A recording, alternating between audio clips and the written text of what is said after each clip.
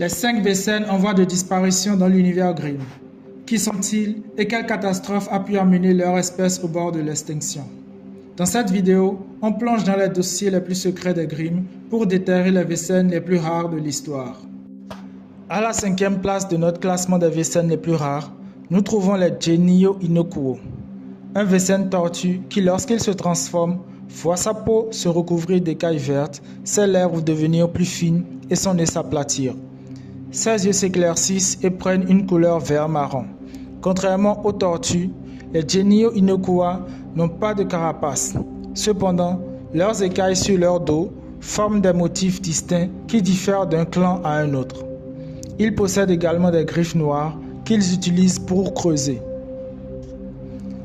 Les Genio Inokuo sont une espèce de Vécène reconnue pour leur grande intelligence et leur caractère pacifique. Leur lieu d'origine est l'île des Galapagos, île sur laquelle ils ont été découverts par Charles Darwin et un autre Grimm qui l'avait accompagné. Chose intéressante, les Genio Inokuo, même après avoir croisé le regard du Grimm, n'ont eu aucune réaction hostile car n'ayant jamais rencontré d'autres individus de son espèce avant. Le Grimm en question, sans aucune pitié, détruisit les villages de Genio Inokuo, bien qu'il ait lui-même reconnu qu'ils étaient inoffensifs. Cet événement dans l'histoire des Vécènes tortues fut traumatisant et réduisit considérablement leur population. Les Grimm furent ceux qui amenèrent les Genio Inokuo au bord de l'extinction. D'ailleurs, dans la série, les seuls Genio Inokuo apparus sont porteurs du traumatisme de ce massacre. En effet, Madame Higgins fusionna l'ADN de son fils avec celui d'un Leven, un Vécène lion, dans le but de lui inculquer de l'agressivité et une force surhumaine, afin de contrebalancer les traits pacifiques naturels des Genio Inokuo. Aujourd'hui, nous ne connaissons pas la population exacte de Genio Inokuo, mais nous savons qu'ils sont très rares et qu'ils portent en eux un patrimoine historique singulier dans l'univers Grimm. À la 4e position de notre classement, nous avons les Sigbast. C'est un Vécène ressemblant à un ogre. Lorsqu'ils voguent, leur peau prend une couleur jaune pâle et leur visage devient plus rugueux avec un long nez, de grandes oreilles et une mâchoire inférieure plus grande. Ils deviennent aussi un peu plus larges.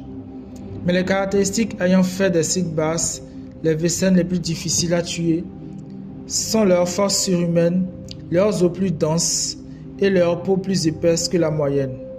En effet, les os d'un Sigbast sont 5 fois plus denses que ceux d'un homme normal. Cela signifie que pour réussir à briser ces os, il faudrait appliquer une force de 10 000 newtons, soit 1 tonne de compression pure. Outre les os, la peau du Sigbast est aussi impénétrable que celle d'un éléphant. Tuer un Sigbast n'est pas tâche facile. Cela nécessite un fusil à double canon adapté qu'on appelle le Sigbast Giver. Les balles utilisées sont enduites d'un poison appelé Sigbast Gift, qui calcifie les os, détruisant le Vécène ogre de l'intérieur. Mais alors, pourquoi une telle créature quasi invincible est-elle si rare? Leur rareté n'est pas un hasard. C'est la conséquence logique de leur propre nature. Solitaires et agressifs, les Sigbast ont du mal à s'adapter et à trouver des compagnons afin de se reproduire. Ceci a rendu leur espèce rare, et ce depuis la nuit des temps.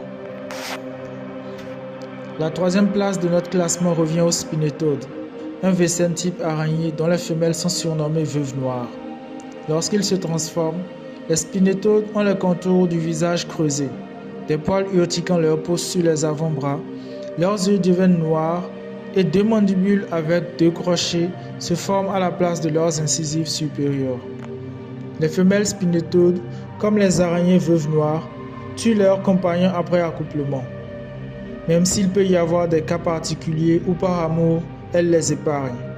Cependant, aussi agiles et fortes soient-elles, elles sont soumises à une condition biologique entraînant un vieillissement accéléré qui démarre à l'adolescence. En effet, à 13 ans, elles subissent un phénomène dénommé « The Return of Age », le retour d'âge. Il s'agit d'une sorte de mue qu'elles doivent impérativement favoriser en dévorant les entrailles de 3 hommes. Ainsi, chaque 5 ans, à chaque nuit, les femelles spinetodes vont en chasse, séduisent chaque jour un homme, lui vomissent un acide digestif dans la bouche afin de liquéfier ses entrailles avant de les consommer. Ce processus ne réjouit pas les spinetodes. Certaines choisissent de ne pas s'y adonner et acceptent leur courte vie. À 26 ans, Charlotte, une spinetode videur, avait déjà l'air d'avoir 70 ans. Cette condition est ce qui est à la base de leur faible population, car très peu de femelles arrivent à accomplir leur tâche tous les 5 ans avec succès.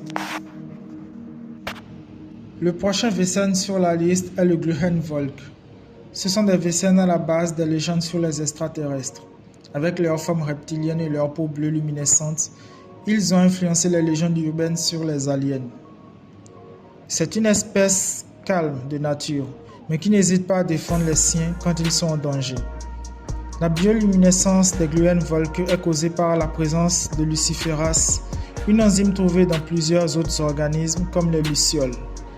Lorsqu'elle est enceinte, la femelle Gluhenvolk a besoin de consommer de grandes quantités d'ovaires de vache. Au fur et à mesure que la grossesse progresse, sa mobilité est réduite et elle dépend entièrement de son mâle. Ces Wesen aliens, aussi beaux soient-ils, sont dotés d'une force surhumaine. Vincent, le Gluhenvolk mâle, était capable d'ouvrir à main nue une vache et de prélever les ovaires. Afin de réaliser un tel exploit, la force nécessaire serait de 8000 à 12 000 newtons. Par comparaison, un humain normal non entraîné est capable d'appliquer une force de préhension de 300 à 500 newtons. Ce qui veut dire qu'un Gluhenvolk est environ 20 à 30 fois plus fort qu'un homme normal non entraîné. Mais alors, pourquoi un Wesen aussi puissant est au bord de l'extinction, au point que dans le monde d'aujourd'hui, en rencontrer un est synonyme de grande chance? C'est simple, leur peau bioluminescente est extrêmement recherchée sur le marché noir du monde Wesen. Ceci fait d'eux des cibles. Ils se font traquer par des chasseurs qui ont créé des balles spécifiques qui les maintiennent dans leur forme bioluminescente dans le but de les écorcher vifs. Cependant, les Gluhenvolk se sont réfugiés en Alaska où ils élèvent des vaches et se protègent les uns les autres. Espérons que cette communauté survive et leur permette de refaire leur population. La première place de cette triste liste revient aux Zeltenvogel, un Wesen de type oiseau. Le nom Zeltenvogel vient de l'allemand Zelten qui veut dire rare et Vogel qui veut dire oiseau. Lorsqu'il se transforme, le Zeltenvogel porte un plumage doré. Son nez se transforme en bec et ses yeux prennent une couleur dorée scintillante. Il ne possède pas de force surhumaine ni aucune autre capacité supérieure. Par contre, ils sont capables de produire une pierre fragile, ovoïde, composée d'or appelée une Belzabar. Autrefois, ils étaient réduits en esclavage ou emprisonnés et forcés à produire ces œufs en or. Afin de produire rapidement le Belzabar, le Zeltenvogel est gavé d'un mélange de lait et de vers de terre. Lorsque l'œuf est formé dans une poche au niveau de la gorge, il est retiré immédiatement afin d'éviter que le porteur ne s'étouffe. Ainsi, les Zeltenvogel ont depuis toujours été capturés et forcés à produire ces œufs. Ils sont devenus tellement rares qu'ils sont même considérés comme disparus. Même leur nom évoque la rareté de leur espèce qui pendant des siècles s'est attelée à se cacher. Nous avons plongé dans les profondeurs les plus sombres du Grimmverse pour dénicher des créatures oubliées. Cette liste nous prouve que la mythologie Grimm reste vaste, pleine de secrets et de dangers qui n'attendent qu'à être découverts. Quel Wesen aurez-vous ajouté? N'oubliez pas de laisser votre avis dans les commentaires. Merci de m'avoir rejoint lors de cette aventure. N'oubliez pas d'aimer cette vidéo et de vous abonner. Je vous souhaite une excellente suite.